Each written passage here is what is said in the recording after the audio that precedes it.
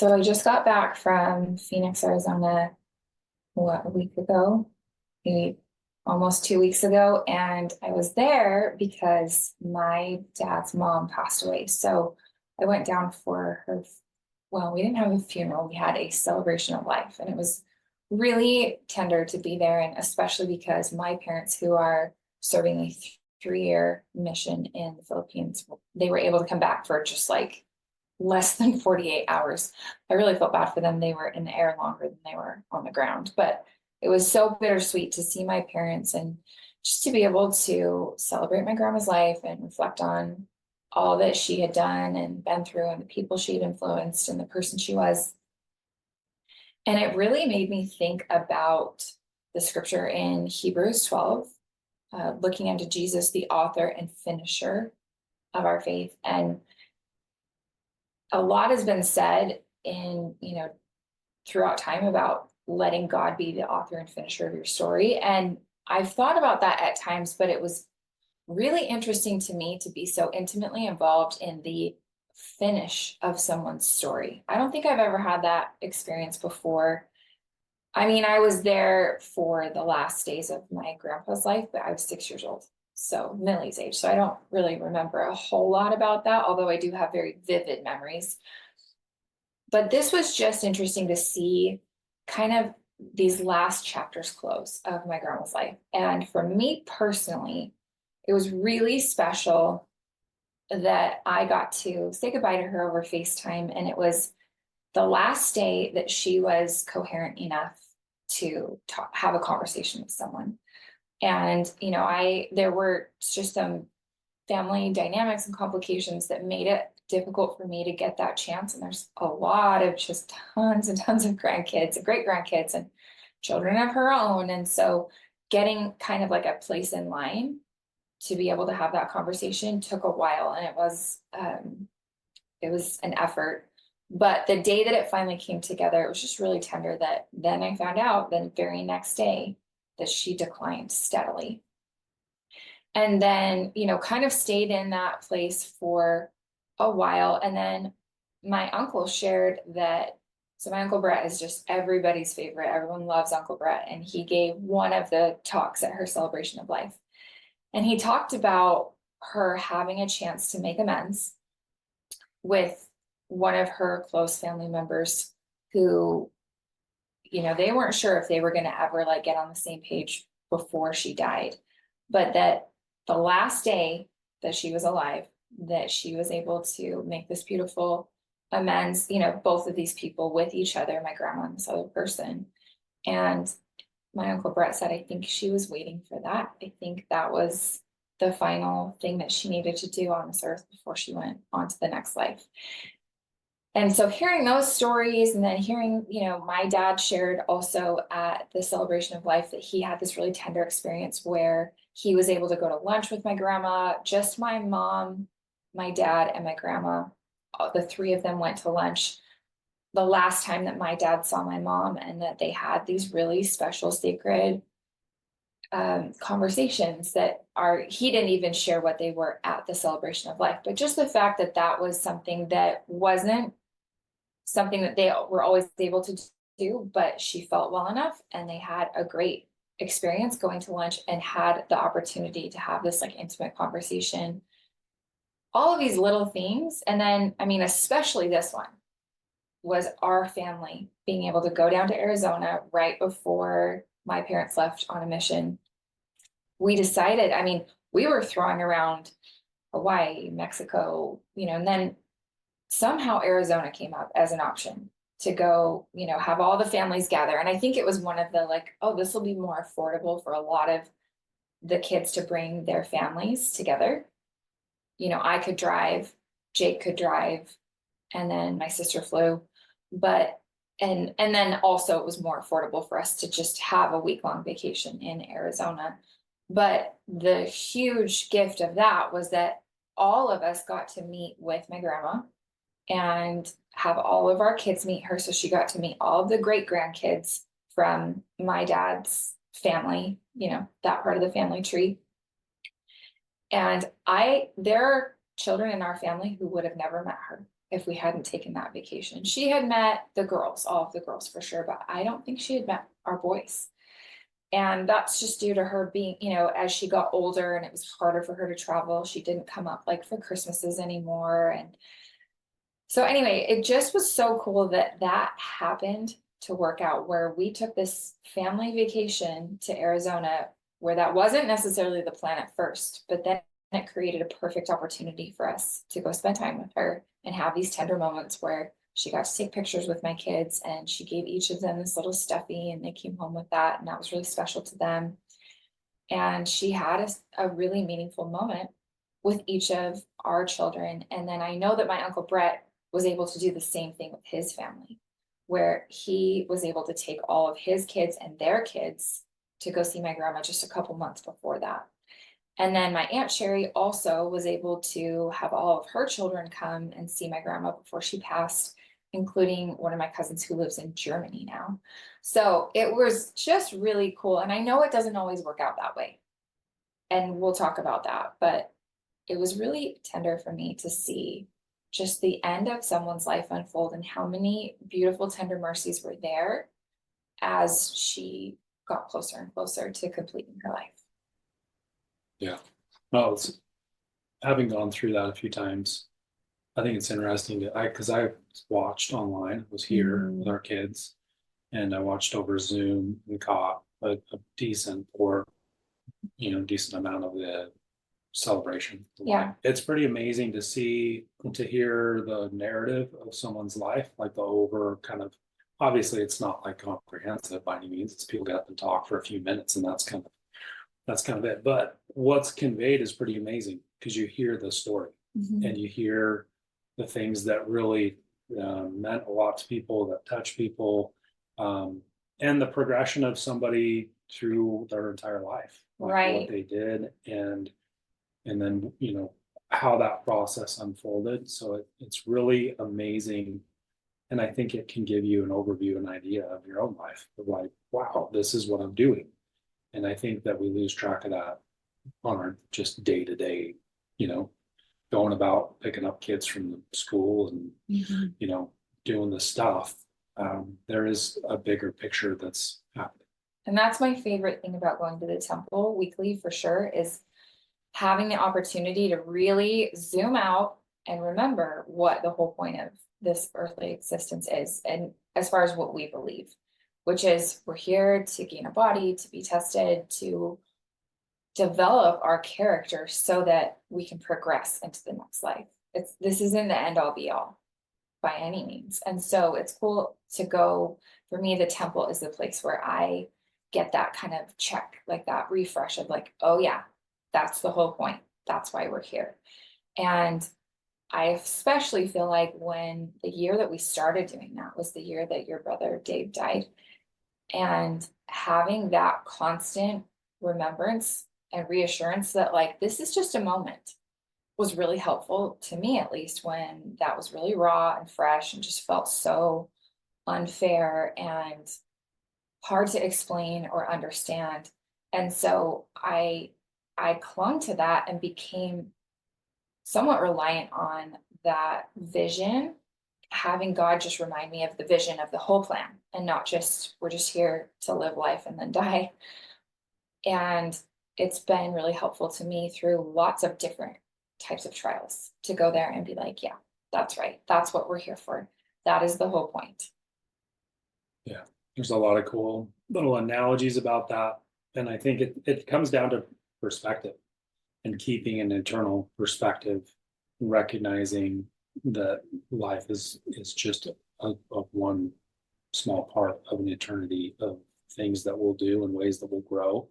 But also understanding that, keeping that perspective, like anytime you're doing any type of an activity or walking or biking or whatever, hiking, you pick a point a lot of times and you walk toward it. And that kind of keeps you on track, keeps you focused, it's kind of the GPS. And so having that type of perspective to be able to come back to can be extremely helpful when you're going through just day-to-day challenges, big or small. Yeah. I want to go back to what you said a minute ago about how fascinating it was to hear about my grandma's life. There were things that I learned that I was like, oh, I thought I knew my grandma pretty well, but there were pieces of information that were new to me about her life. But one of the most fascinating things that I feel like all the women in my family always talk about is that she had 4 kids in less than 4 years. Like that is, to me, with being a mom of 5, even just rewinding to 4, trying to imagine having one after the other in a span of less than 4 years is crazy to me. Like how she did that, how she had a 0, 1, 2, 3-year-old, and then a 1, 2, 3, 4-year-old. Like I can't even really wrap my brain around that. But the really interesting thing with that is, and she was always pretty open about this, was that those births were not planned. And so that was, if you believe in, God being the author and finisher of your story, like that was his storyline, was you're going to have these kids really close together. And, for my dad and my uncle Brett, they have been such close, like pretty much best friends their whole lives. They've done their careers together. They've hunted together. They've just done everything together. And would they have that same closeness if they were 3 years apart or 4 years apart? Maybe, but I don't know. Would my grandma have had 4 kids if they had been spaced out more? But, there's just so many like what ifs, but also what kind of character did that build for her? What kind of relationships did it build for the kids in the family? Just lots of questions. And then my dad has shared this on our podcast before, that his parents got divorced when he was in high school. So I've heard that side of the story before and how that affected him. It was really interesting to hear that exact same story from my uncle Brett from his perspective. And there were a lot of similarities, but this was the coolest thing. And I think he would be okay with me sharing this really positive part of it, that he said that he was able to spend, the last few days of my grandma's life with her. And he said, when he was just laying in bed next to her, he said he just any of the negativity that came from the divorce or from hurt, we all have hurt in our lives from people that we love and who love us. That's because we're all human, right?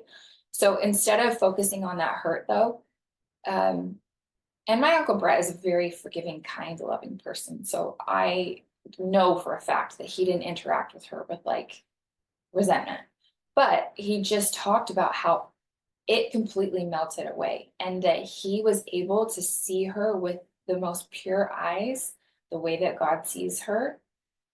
And that was just such a tender experience for him. And I have felt that too. I've really felt that in ARP. When I go to weekly ARP meetings and I hear people's stories and I hear their struggle, and I can feel the spirit and I feel this pure love from God for these people who come in and they just are very vulnerable about, this is exactly what I'm going through. This is how I'm feeling about it. This is the struggle. These are the things I can't quite figure out how to get over. And I feel an immense amount of love. I felt it last night. I felt it while I was sitting around that table and heard, a dozen or so people share where they're at right now in their steps or in their recovery journey. And that pure feeling of love for someone is so strong when you couple it with like the spirit and then someone being in a pretty like vulnerable or just very honest state. So when I think about my grandma and her last few dying days or dying moments, that's such a vulnerable and honest, like, hey, this is the end. This is it. And so for for my uncle to be able to just feel that pure love for her that God feels for her, I thought that was really special. And hopefully he's okay with me sharing that. But I think because it's such a positive thing, he probably would be. But I think that as we go through our life, it's easy to forget to how our Heavenly Father feels about us. And that it doesn't matter if we've made mistakes. Like he wants us to come here and learn from our mistakes. And he didn't expect us to come here and not make any mistakes. That was literally part of the plan and is part of the plan. And I think Satan loves for us to just feel like you're a failure, like you're a loser. I was talking to somebody at the meeting last night about that, about how they struggle with that. And I struggle with that. And how that's one of Satan's favorite tricks is like, you're always failing. And that's so the opposite of how our Heavenly Father feels about us and that pure love that he has for us and the desire that he has for us to have everything that he wants for us, to be able to give us everything that's waiting for us. But some of it requires us to go through hard stuff and to be able to give up things. Like that was I came home and told you that was a super powerful share that I heard last night from someone who said, like, I kind of reached this new point in my recovery where I'm ready to give up like another level of things. And so he did, and he was like, I don't miss it.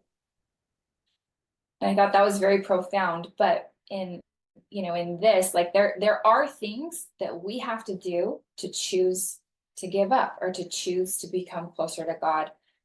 And I've always had this perspective on, people who are either choosing a very parallel life to the gospel of Jesus Christ or not, especially those who I feel like have had a taste of it. I've heard people say, like, you are no longer on neutral ground once you've, in our church, like made commitments with God to be part of his fold. And then we have all these stories from Jesus about the prodigal son and the parable of the worker. I always forget what that one's called. What's that one called? The laborers. The laborers, thank you. Laborers. And what I get from both of those is that your effort still counts if it's at the very end. Like you can come in, in the ninth inning, and it still counts just as much as the person who stayed true the whole time. What's interesting, though, to me, I think this is the difference, is that the one person versus the other, how much did they allow God to be the author and finisher of their story? Did you allow Jesus to really direct your paths? Or did you pull away and say, nope, my way. I'm going to do it my way. I want to do the things that I want to do. I really like this thing that I know isn't like good for me, but I'm going to do it anyway. It doesn't mean that God hates us or that we're failing, because that is part of the design. But what's interesting to me, and what I just keep thinking about as I've reflected on my grandma's life, is how much am I allowing God to be the author and finisher of my story? It was beautiful to see God kind of being the finisher of her story and getting a fairly close perspective on that. But I'm in a different phase of my life where I'm kind of in the middle, the midlife crisis, middle age, whatever you want to call it. My grandma died pretty much with another half. If I die at the same time my grandma does, I have another half life to live. So that's really interesting to think about. So I'm in the dead middle pretty much. And so how much have I and how much will I continue to allow Jesus to be the author of my story? I really believe that it counts all the same as far as God's concerned if you want to come back at the very last minute. And that is what the parable of the laborers is all about. You get paid the same, whether you're there all day or you come in at the end. But what did you experience here? Did you give things up that maybe you could have experienced if you were more willing to let Jesus be the author of your life? Yeah. I think of that parable contrasted with the parable of like the 10 virgins, where it's like they knew that Christ was coming and it was like, we got to fill our oil, but maybe they were doing something else. It was like, yeah, I want to go do this. I want to go. Yeah, I could be spending time filling my oil, but I'm living out and don't want to go mess around. I want to go whatever. And then that time comes and it's like, hey, sorry, you can't use our oil, and that's kind of it, and that's a good Christ comes. But at the same time, I think contrasting that with the parable of the laborers, it's like whenever someone chooses, I want in, I want to come be a part of this 100%, like Christ's atonement, Christ is there, and they are treated the exact same. They're paid, quote unquote, the exact same as the person that's been there doing everything the whole time. So I think just the difference in intent and heart and where your heart is. And that's what I love about understanding who God is and our relationship to him, is he knows us, he knows our heart, and there's really no deception there. It's just, he sees it for the good too.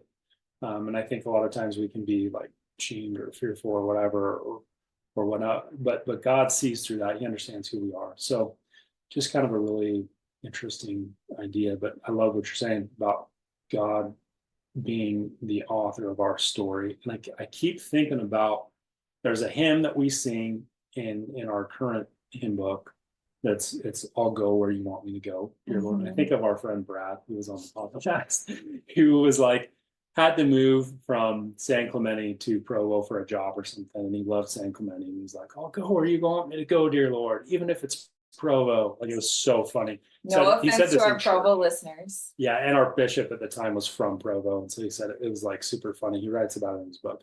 But another line in that hymn is, I'll be what you want me to be. And I've been thinking about that constantly lately, because there's such a focus on like self in our culture now, like today, everything's so customized and so about like, what do I want my life to be? What do I want out of this experience? Like, how do I tailor every particular of my life to be customized to me? And I think it can get us pulled away from, what does God want me to be? What is God authoring in my life? And am I allowing God to author my life so that I can be who he wants me to be? And to be the author and finisher, instead of like me trying to customize my life to what I want to be. How do you feel like you saw this? You've had two brothers pass away. How do you feel like you saw this in their lives, as far as God being the author and finisher of their faith? Because, Steve and Dave had pretty different lives. As far as Dave kind of lived out that like fairy tale life of family, marriage, successful career, kind of like quote unquote success in every way. And then I never knew Steve, but from what I've read in his biography and what I know of him, it's kind of the opposite, like lived a lot of really rough things through, a lot of choices. And anyway, I don't want to take away from you, but how do you feel like that played out for your two brothers and what you learned or observed there? Yeah. Well, I think it's going to be a lot of that. It does come down to eternal perspective. I think looking at it from an eternal perspective, meaning like in our faith, we believe that we lived before we were born. We're here on earth to go through experiences to become more like God. And then we will return to live with him. And depending on how we've lived our life and through Jesus Christ, will, determine our level of happiness and if we're with God or not. And so understanding that, I think looking at their lives, in particular, my brother Steve, I think if it's a really tough story. He went through a lot of different things, struggled in a lot of different ways. But I think that God sees that a lot differently than I think we do. And I remember I had a family member pass away, kind of a similar story to Steve, just a lot of struggles, it was a cousin. And at the funeral, his dad said, I think after this life is over, we're going to see this, this person or my son, and we're going to understand what it was like and what the challenges were that he went through. And it'll kind of be like, hey, wow, teach me, tell me, like, help me become more like you and more and better because of the things that you went. We're gonna see it way different. Yeah. And I think so for me, as far as God authoring and finishing their stories, I think that there's a higher understanding and a higher perspective, and a lot of which currently I don't understand. But for me, that completely, Steve's life in particular, both Steve and Dave, changed the trajectory of my life entirely, I think. Well, let's give just a tiny bit of context in case someone's listening to this episode for the first time. So your brother Steve passed away when you were 12. Yep. Died by suicide. And then your other brother Dave passed away 5.5 years ago in a homicide. Yeah. So keep going.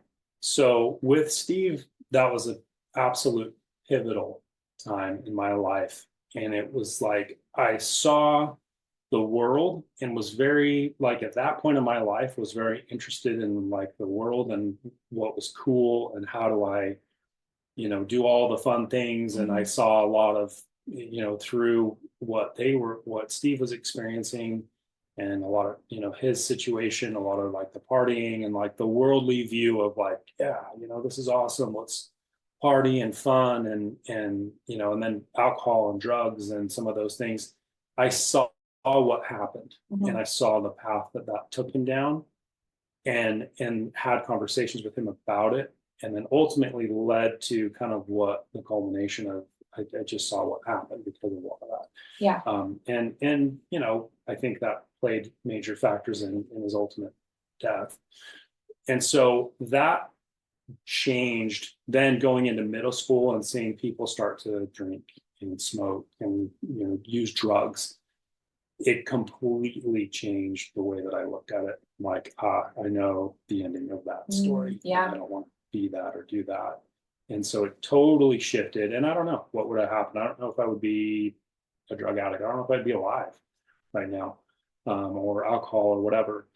And then with Dave, I think his entire life was all about developing people, helping people, and particularly me. So any success that I had in my life, literally, like, I think in one way or another, he was the driver of it. He blazed the trail. He showed me, like, and would turn back and mentor me through different stages and challenges of life. And that was kind of his legacy and story. And that was, I believe, mission and purpose and God authoring and finishing his story. That was it. And everybody said the same thing. Right.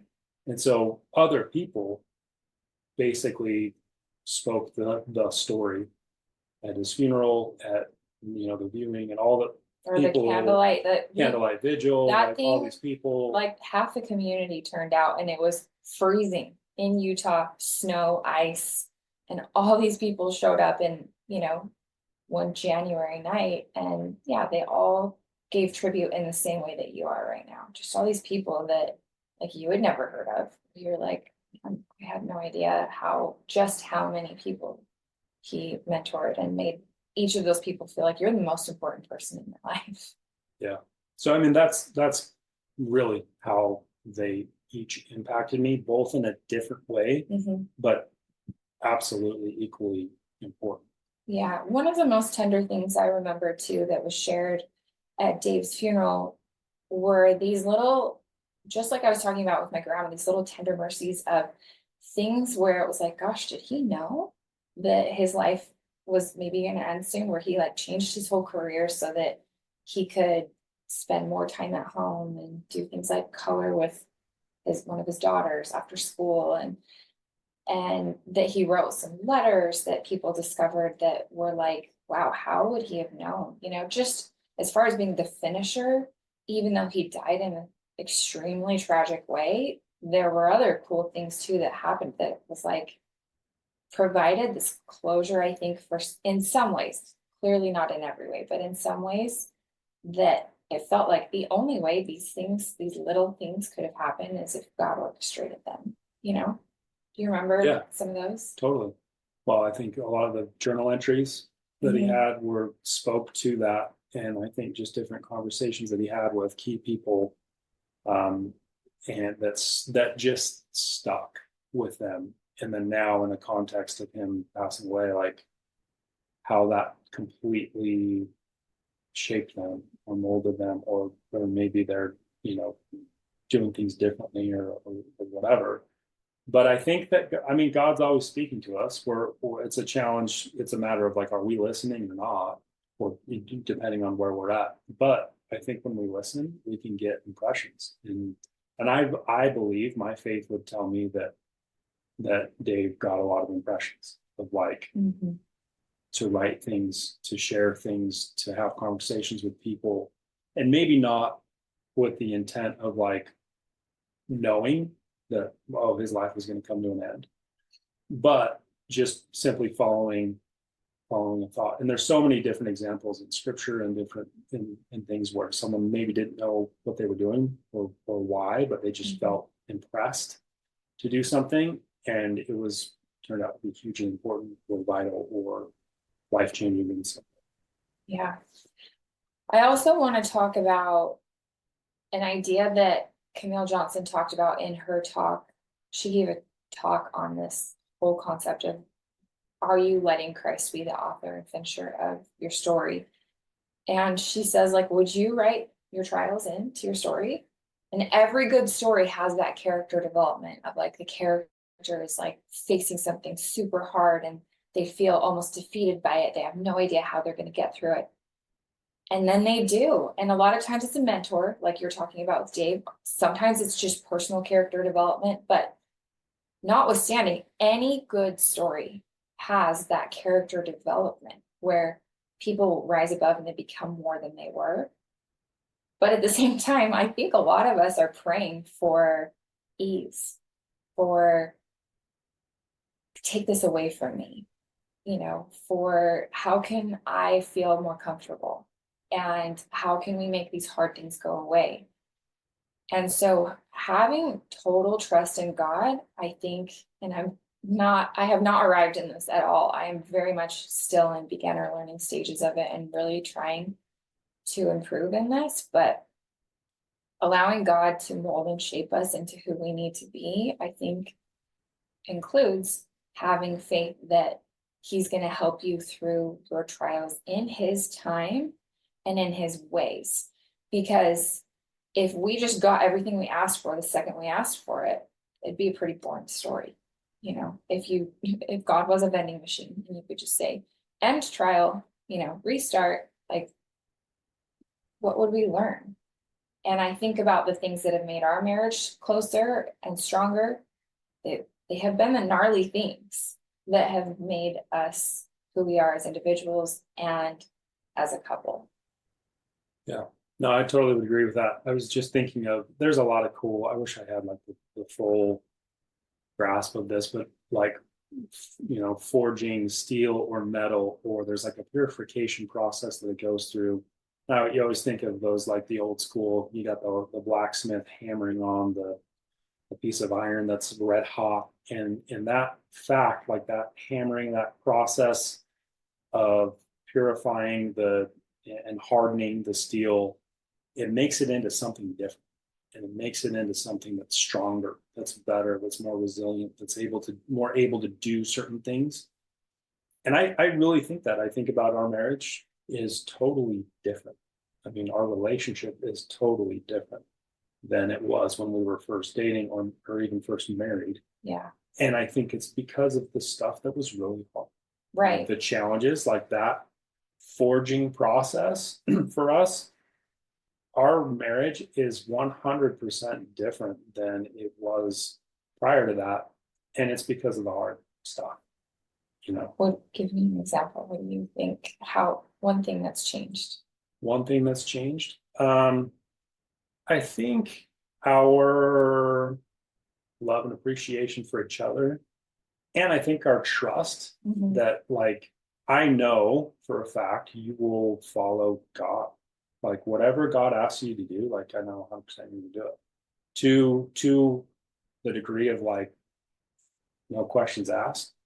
And then also, I think, too, just as far as, like, through decision-making processes, like, just building trust in, you kind of just come to, it's almost like proving someone through battle. Like, we've been to battle in so many different ways with different challenges, that you come out of those battles and you have a relationship that's different because of the challenges that you've been through. There's a trust, there's a love, there's an appreciation, there's a respect that is there, that's different from when you first went in pre-battle, so to speak.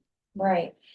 And it's an interesting concept to think about marriage eternally, right? Like being an eternal couple, and that's like a core belief in our faith is eternal families, eternal marriage, and that you're just kind of going through like almost a testing trial period here.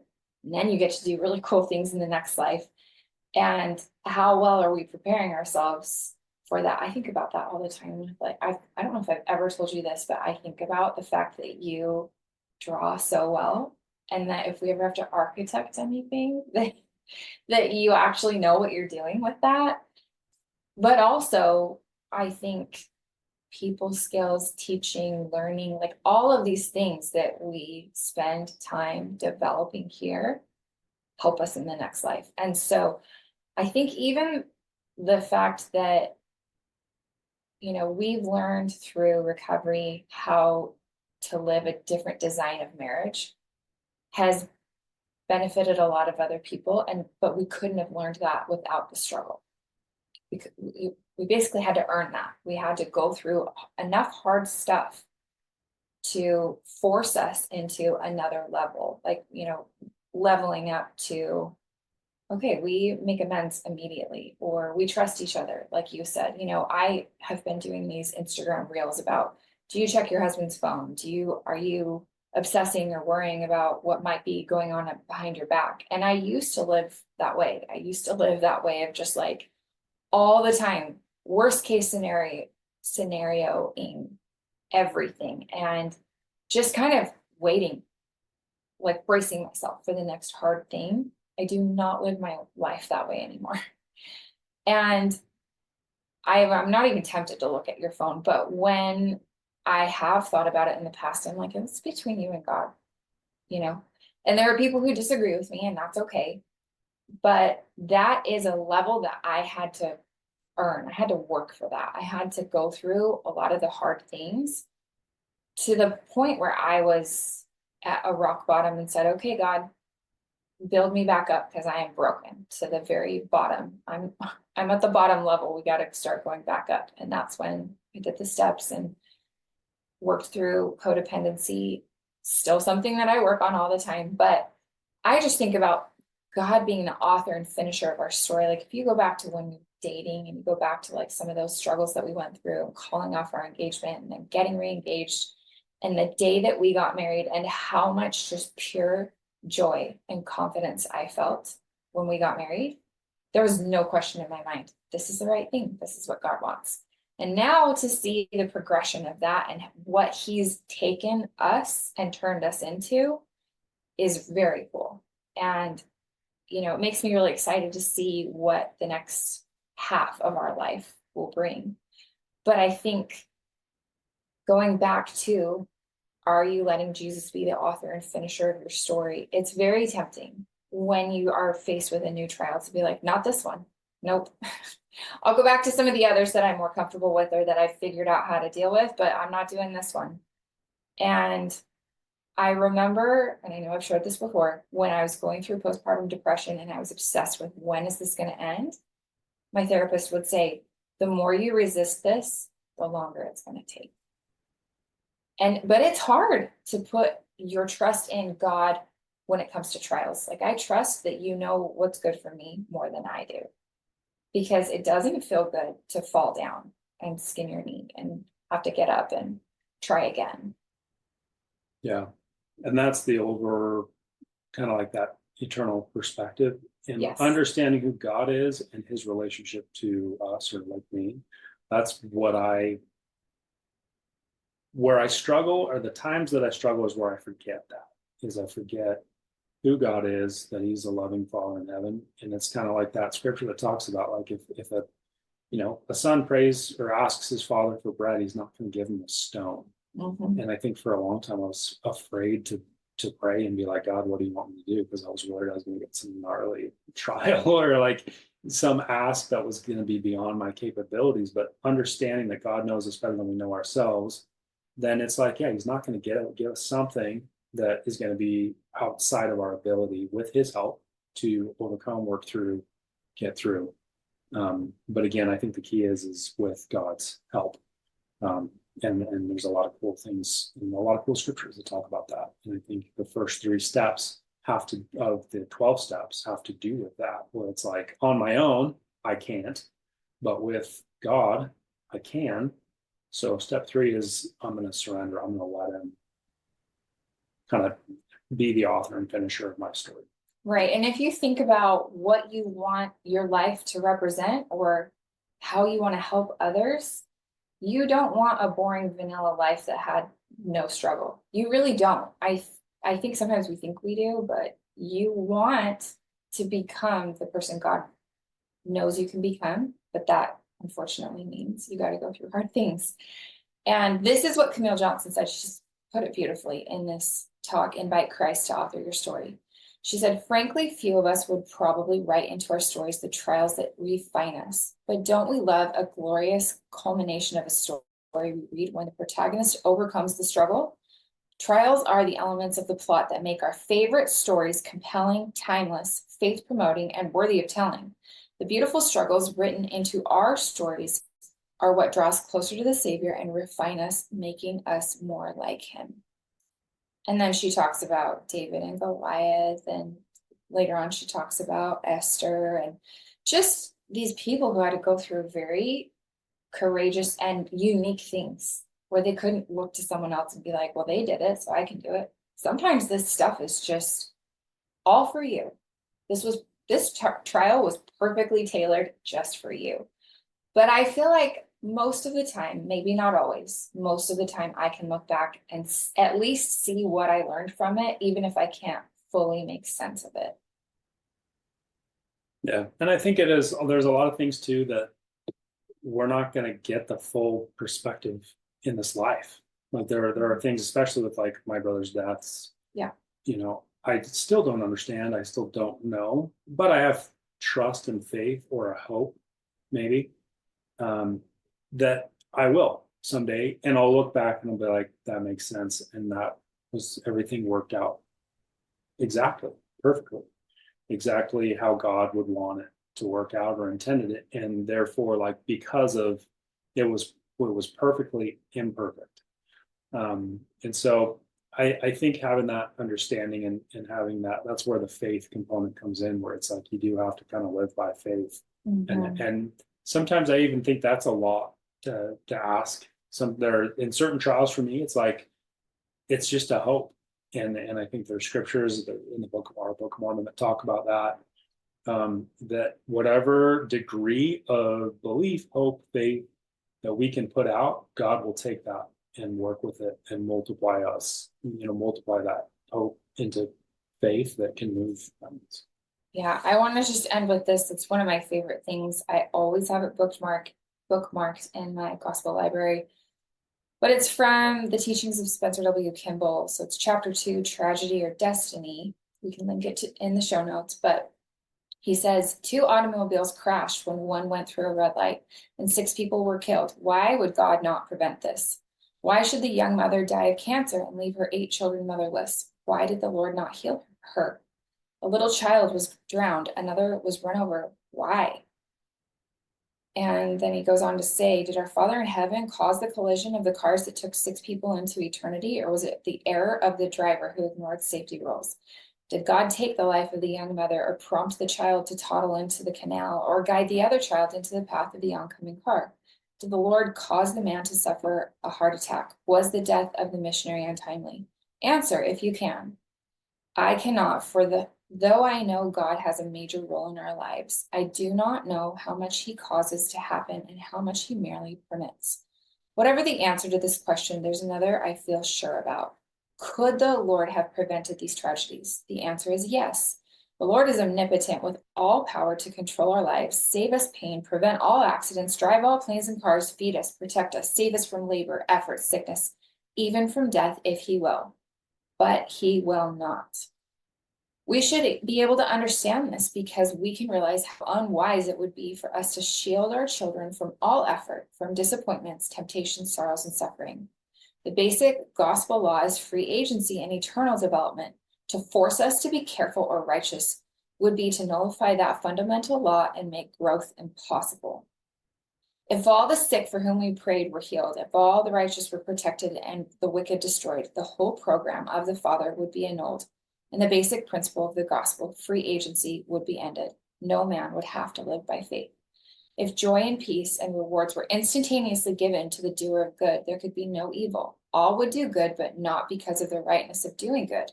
There would be no test of strength, no development of character, no growth of powers, no free agency. only satanic controls. Should all prayers be immediately answered according to our selfish desires and our limited understanding, then there would be little or no suffering, sorrow, disappointment, or even death. And if these were not, there would also be no joy, success, resurrection, nor eternal life. So I just want to end with that and encourage you to think about how you can make God the author and someday finisher of your story. Thanks so much for listening to Mint Arrow Messages. We're so grateful that you spent time with us today. Make sure you go follow us at Corinne Stocco or at Mint Arrow Messages on Instagram. And then if you have a second and you love the show, I would love it so much if you'd leave a rating or a review on Apple Podcasts. That's the only way people can find out about us if they haven't heard about us before. So just go tap the stars, leave a rating or a review. If you have a second, we would appreciate it so much.